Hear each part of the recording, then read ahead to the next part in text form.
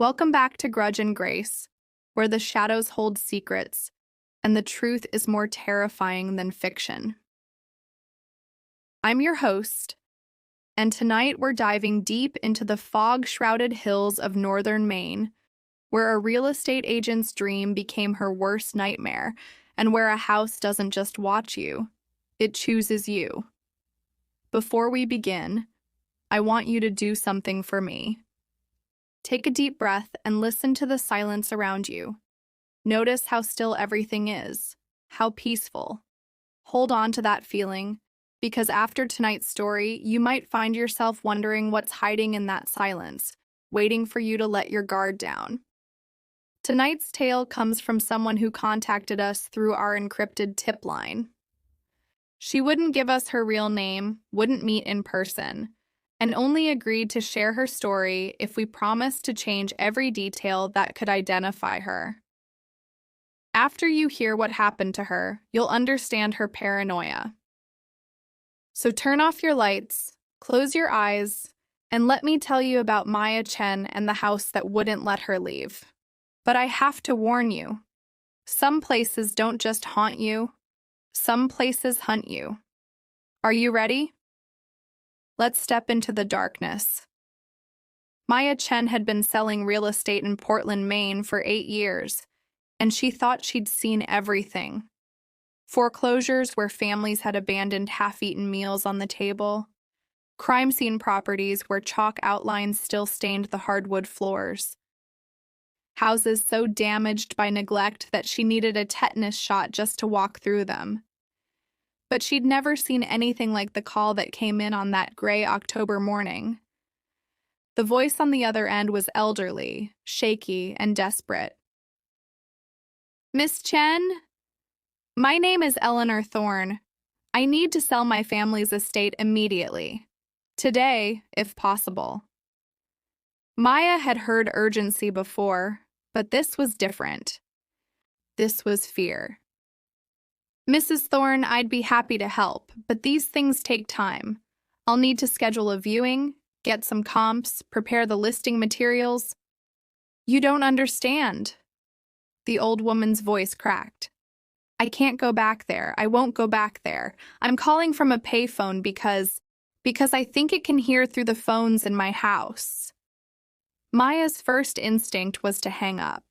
Every real estate agent in Maine had dealt with their share of eccentric elderly clients, and this sounded like the beginning of a very long, very unprofitable relationship. But then Eleanor Thorne mentioned the price. She wanted to sell a 200-year-old colonial mansion on 50 acres for exactly $1. $1. Maya grabbed her keys before the old woman finished talking. The Blackwood Manor sat at the end of a winding dirt road, 40 minutes outside Portland, buried so deep in the Maine woods that Maya's GPS gave up halfway there. She had to follow Eleanor's handwritten directions, scrawled on notebook paper in shaking cursive. "Turn left at the lightning-struck pine, right at the stone well. Follow the road until the trees start whispering." Maya assumed that last part was poetic license. She was wrong. As her Honda Civic climbed deeper into the hills, the forest around her began to change. The trees grew taller, older, their branches interlocking overhead to block out most of the October sun. And there was something else. A sound like wind through leaves, except there was no wind. The branches hung perfectly still, but the whispering continued. She told herself it was just the sound of her tires on gravel, or maybe distant traffic. But when she turned off her engine at the end of the road, the whispering didn't stop. The Blackwood Manor rose from the mist like something out of a Gothic nightmare. 3 stories of weathered clapboard and black shutters, with a wraparound porch that sagged under the weight of 2 centuries. Gnarled oak trees pressed close against the house on all sides, their branches scratching against the windows like arthritic fingers. But the strangest thing about the house wasn't its appearance. It was the absolute stillness around it. No birds sang, no insects buzzed. Even the whispering from the forest had stopped the moment Maya stepped out of her car. It was as if the entire world had held its breath. Maya walked up the front steps, each board groaning under her weight.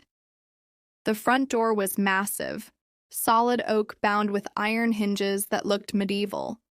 A brass knocker shaped like a raven hung in the center, its eyes made of black glass that seemed to track her movement. She raised her hand to knock, but the door swung open before she could touch it. "Hello?" Maya called into the darkness beyond the threshold. "Mrs. Thorne?" No answer, just the echo of her own voice disappearing into the house. Maya stepped inside and immediately understood why Eleanor Thorne had refused to come back. The air inside the Blackwood Manor was wrong. Not just stale or musty. Those were smells she was used to in old houses. This was something else entirely. The air felt thick, almost liquid, like breathing through wet cotton. And there was a sound underneath everything, so low she felt it more than heard it. A thrumming, like a massive heartbeat buried in the walls.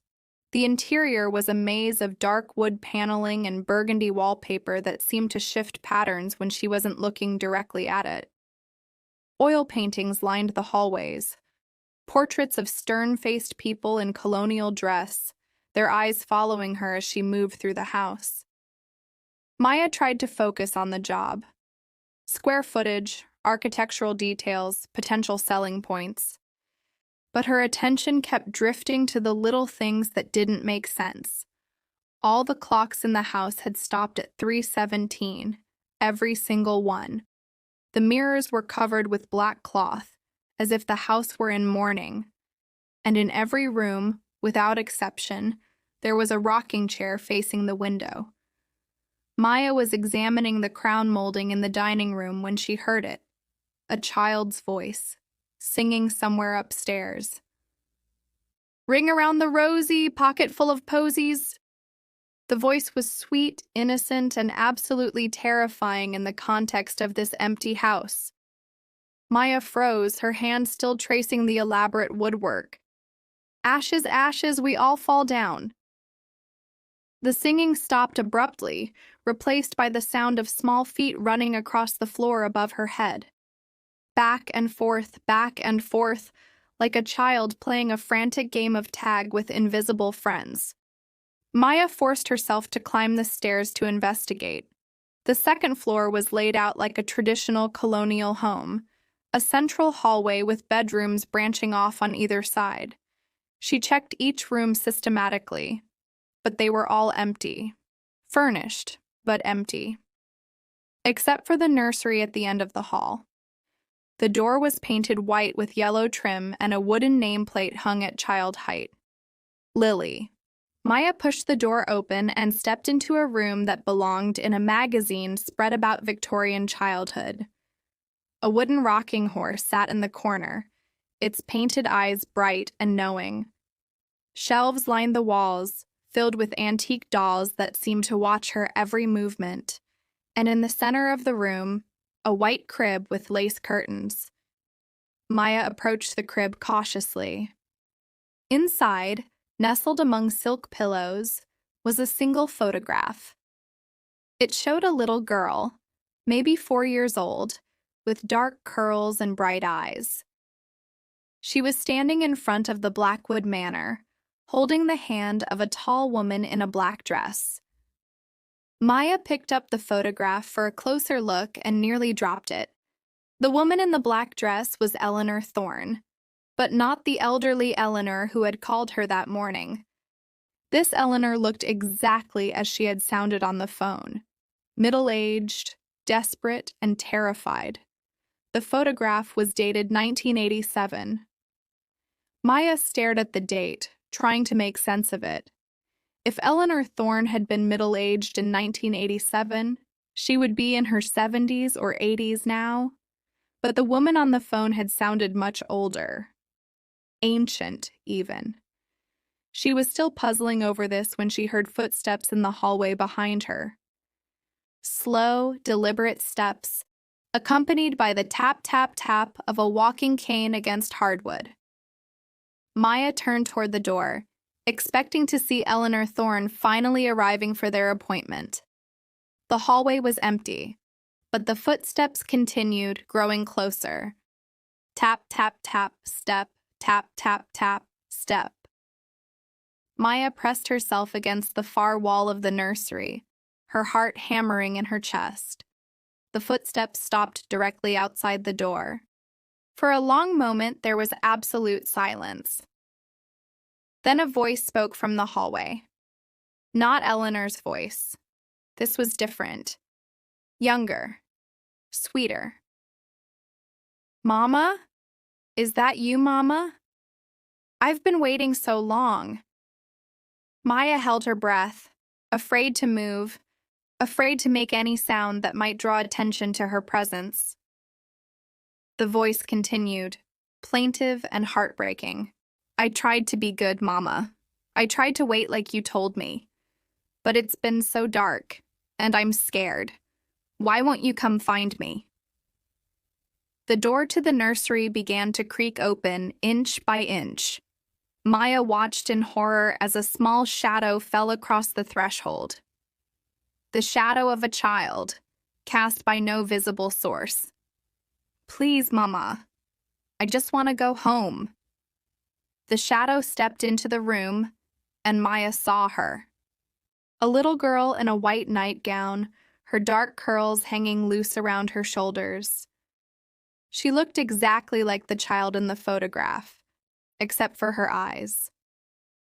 Where the photo showed bright, living eyes full of innocence, this child's eyes were black pits of despair.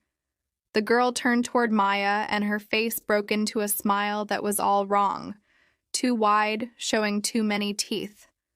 You're not my mama, she said, her voice dropping to a whisper. But you'll do. Maya ran. She bolted from the nursery, down the hallway, down the stairs, her footsteps echoing through the house like gunshots.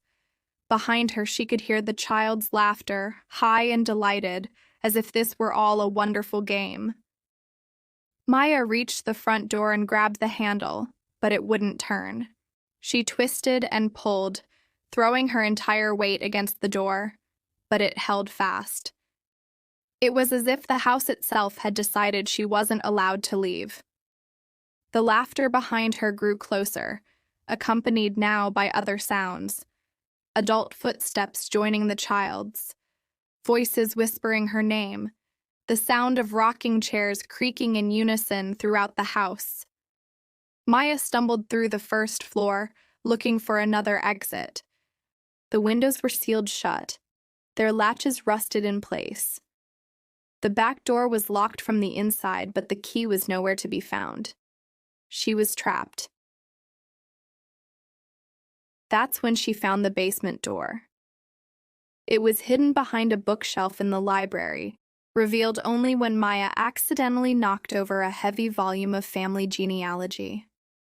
The door was narrow and painted black, with a simple brass handle that turned easily in her hand. Maya hesitated. Every instinct screamed at her not to go down there, not to descend into the darkness beneath this cursed house. But the voices upstairs were getting closer, and she could hear small feet pattering down the main staircase. She opened the basement door and started down the stone steps. The basement was older than the house above it, much older. The walls were rough fieldstone, held together with mortar that crumbled at her touch. The ceiling was low, forcing Maya to duck in places, and the air smelled of earth and something else, something sweet and rotten that made her gag. In the center of the basement, illuminated by a shaft of gray light from a small window, sat an old wooden chair. Ropes hung from its arms and legs, and dark stains covered the seat and backrest. But it wasn't the chair that made Maya's blood freeze. It was what surrounded it. Dozens of photographs covered the stone walls, hundreds of them.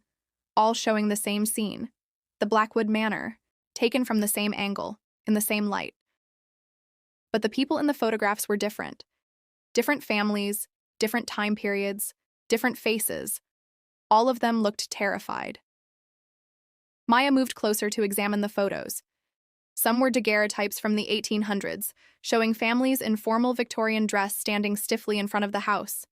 Others were more recent, Polaroids from the 1970s and 80s, color prints from the 90s, even some that looked like they'd been taken with digital cameras.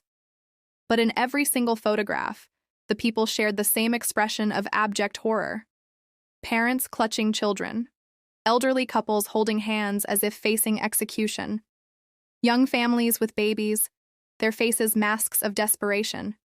And at the bottom of each photograph, written in the same shaking handwriting she'd seen on Eleanor's directions, were names and dates.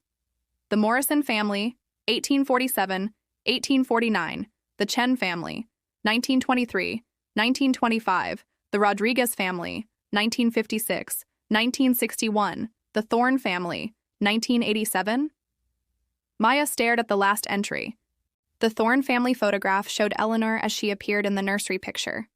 Middle-aged and desperate, but standing next to her was the little girl, Lily, her bright eyes full of trust. At the bottom of this photograph, someone had written additional notes in red ink. Lily, taken by the house October 31st, 1987. Eleanor, still feeding it, still trying to bring her back. Maya's hands shook as she pulled out her phone to take pictures of the wall. She had to document this, had to get evidence to the police. But her phone screen was black, completely dead despite being fully charged when she'd entered the house. That's when she heard Eleanor's voice behind her. "I see you found my gallery." Maya spun around. Eleanor Thorne stood at the bottom of the basement stairs, but she looked nothing like the desperate woman Maya had imagined. This Eleanor was ancient, easily 90 years old, her white hair hanging in thin strands around a face that was more skull than flesh. Her eyes were clouded with cataracts, but they fixed on Maya with unnatural precision. 36 years, Eleanor continued, her voice a papery whisper. 36 years I've been bringing people to this house, trying to give it what it wants. But it's never enough. It takes them, but it won't give her back. "Mrs. Thorne," Maya said, backing against the photo-covered wall, "we need to call the police. These pictures—" Eleanor laughed, a sound like autumn leaves cracking underfoot. "The police? Oh, child, the police were here in 1987. The FBI came in 1994. The state investigators came in 2003. They all saw what you're seeing now, and then they all decided it was better to leave this place alone." "That's impossible. They wouldn't just cover it up, pretend it doesn't exist?" Eleanor stepped closer, and Maya could smell the decay on her breath. "There are things in this world that are too dangerous to expose, too hungry to contain. The Blackwood Manor is one of them. It's been feeding for over 200 years, and it's not going to stop now." Maya tried to push past the old woman, but Eleanor's hand shot out with surprising speed, gripping Maya's wrist with fingers that felt like steel cables. "She's still here, you know," Eleanor whispered. "My little Lily. Still 4 years old, still waiting for her mama to find her. The house keeps her that way, keeps her young and scared and alone. It feeds on her terror, and she feeds on the terror of others." "Let me go," Maya said, struggling against the old woman's grip. "I can't," Eleanor said, and for the first time Maya heard genuine sadness in her voice. "Don't you understand? I'm not the one choosing who comes here. The house is. It calls to people, makes them want to visit, makes them curious about the low price or the remote location. It chose you, Maya Chen, just like it chose all the others." Eleanor gestured to the photographs on the wall. Every realtor in Maine, every paranormal investigator, every urban explorer and treasure hunter and curious teenager, they all get the same call, the same irresistible offer, and they all end up down here, in my gallery. Maya looked again at the photographs, understanding dawning with horrible clarity. The dates weren't random. They were regular, systematic. Every few years, like clockwork, new faces appeared on the wall. "The house needs fresh fear," Eleanor continued. "It feeds on terror, but old terror grows stale, so it calls new people, and I help them find their way here, because maybe this time, if I give it exactly what it wants, it will finally let my daughter go." "You're insane," Maya whispered. "Am I?" Eleanor's grip tightened. "Look around you, child. Look at where you are, how you got here. You came because you couldn't resist the mystery, couldn't ignore the impossible price. That wasn't your choice. That was the house, calling to you across the miles, planting thoughts in your head, making you drive here against every rational instinct." Maya tried to deny it, but the words stuck in her throat. Because Eleanor was right. She had felt compelled to come here, drawn by something more than professional curiosity. "The house has been watching you for weeks," Eleanor said, "learning your habits, your fears, your desires. It knows you're ambitious, driven, willing to take risks for the right opportunity. It made itself irresistible to you specifically." As if summoned by their conversation, the voices upstairs began again. Not just Lily this time, but dozens of voices. Men, women, children, all calling Maya's name, all begging her to come play with them. "They're all still here," Eleanor said, her clouded eyes turning toward the ceiling. "Every person who ever entered this house. It keeps them, feeds on them, uses them to lure others. And now it wants you too." The lights in the basement began to flicker. In the strobing illumination, Maya could see that the photographs on the walls were moving. The terrified faces were turning toward her, their mouths opening in silent screams. "There is one way out," Eleanor said suddenly. "One way to break the cycle." Maya looked at her with desperate hope. Someone has to stay willingly. Someone has to choose to remain, to feed the house forever, so that all the others can go free. Eleanor's ancient fingers reached up to touch Maya's face. "I've been trying to make that choice for 36 years, but the house won't let me. It knows I'm only here for Lily. But if someone else stayed, someone with no connection to the house, no hope of rescue, you want me to sacrifice myself." "I want you to save everyone," Eleanor said, "including my daughter." The house shuddered around them, as if it were listening to their conversation and growing impatient. Dust rained from the ceiling, and the photographs on the walls began to peel and flutter like living things. Maya closed her eyes, trying to think clearly despite the terror flooding her system. There had to be another way. Some escape Eleanor hadn't considered. That's when she remembered her phone. It was dead, yes, but not because the battery had drained. The screen was cracked, as if something had struck it from the inside. And in the web of cracks, Maya could see faint letters forming words. "Run now." She looked up at Eleanor, whose attention was focused on the increasingly agitated voices upstairs. Moving as quietly as possible, Maya slipped her hand into her pocket and found her car keys. The house might be able to control doors and windows, but maybe it couldn't stop a car. Maya pretended to stumble, breaking free from Eleanor's grip. Before the old woman could react, Maya was racing up the basement stairs, through the library, toward the front of the house. But instead of trying the door again, she ran straight for the large bay window in the living room. Maya grabbed a heavy brass candlestick from the mantelpiece and hurled it at the glass. The window exploded outward in a shower of glittering shards, and cold October air rushed into the house. Behind her, every voice in the Blackwood Manor screamed in unison, a sound of rage and hunger and desperate need that made Maya's bones ache. She dove through the broken window, hit the porch hard, rolled to her feet, and ran for her car without looking back. The Honda started on the first try, and Maya had never been more grateful for reliable Japanese engineering. She threw the car in reverse and gunned it down the dirt road, branches scraping against the windows as she fled. In her rearview mirror, she could see the house receding into the mist. But just before it disappeared entirely, Maya saw something that made her floor the accelerator. Every window in the Blackwood Manor was filled with faces, dozens of them, pressed against the glass from the inside. Men, women, children, all the people who had entered the house over the past 2 centuries. All of them were screaming. Maya didn't stop driving until she reached the Portland city limits. She pulled into the first gas station she saw and called 911 from a payphone, her hands shaking so badly she could barely dial. The police were polite but skeptical. They took her statement, asked a few follow-up questions, and promised to send someone to check on Eleanor Thorne. But Maya could tell from their expressions that they thought she was having some kind of breakdown. 3 days later, she got a call from the Cumberland County Sheriff's Department.